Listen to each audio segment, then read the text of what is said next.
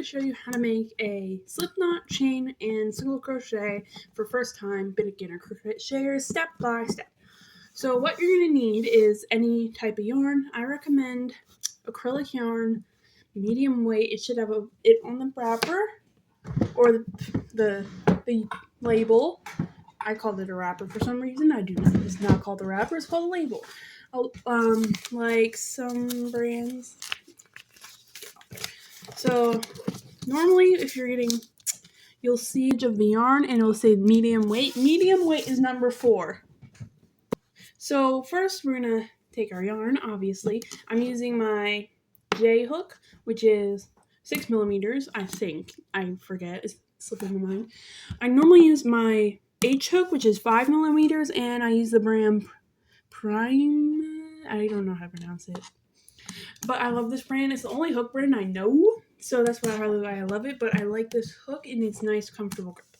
So for our yarn, to make a slip knot, let's just start with the basics. So we're going to take our yarn, cross it over our thumb and pointer finger like that.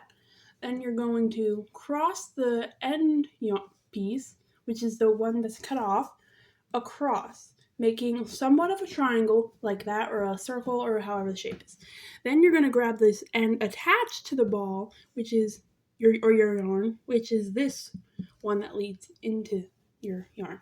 So you're going to grab it, and then you're going to pull the loop like that. And that's how you make your slip knot. Very easy, very simple, not that hard to do. The easiest part. I would recommend making this end piece way shorter. Okay. Okay, there's 2 types of grips. I use a pencil grip, which is holding your hook like this, or you can hold it like you would a knife. Now, for tension, which is keeping it tight so your stitches actually aren't like super loose, or depending on how loose you want it or tight, I do wrap it around my pinky once. Crap, I wrapped it like this, like a full 360 loop behind this finger, under that finger, and like that. See, so let me demonstrate again. Wrap it around this pinky, behind that finger, and then that's how I hold my tension. Now for chaining, it's the easy part. So you just yarn over, which is back to front, like that, and then you're gonna pull through, and that's your chaining. One more time, back to front, or you could go this way, but I don't know who would do it, and pull through. It doesn't matter which direction you go.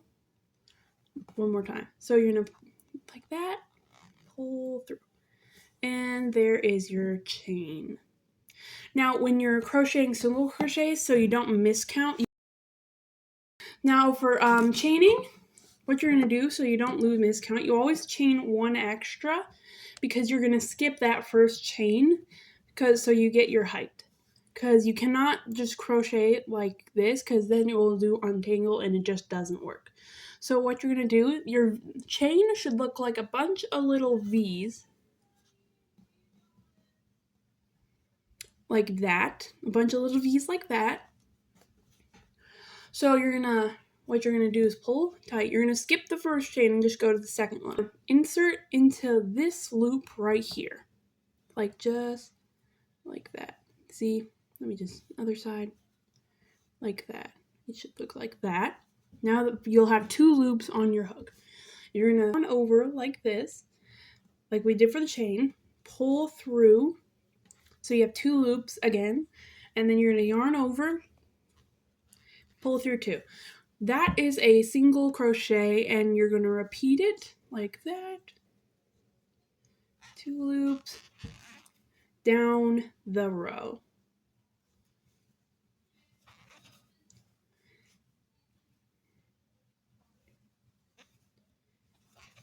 And then when you reach the end, you always chain 1 for single crochet, and then flip your project, flip it, and you're going to insert your hook into this V. See how there's like 4 V's on my project? 1, 2, 3, 4. So you insert through both loops of the V, so you have 3 on your hook. You're going to pull through the V, and then you're going to pull through 2, and that is a single crochet.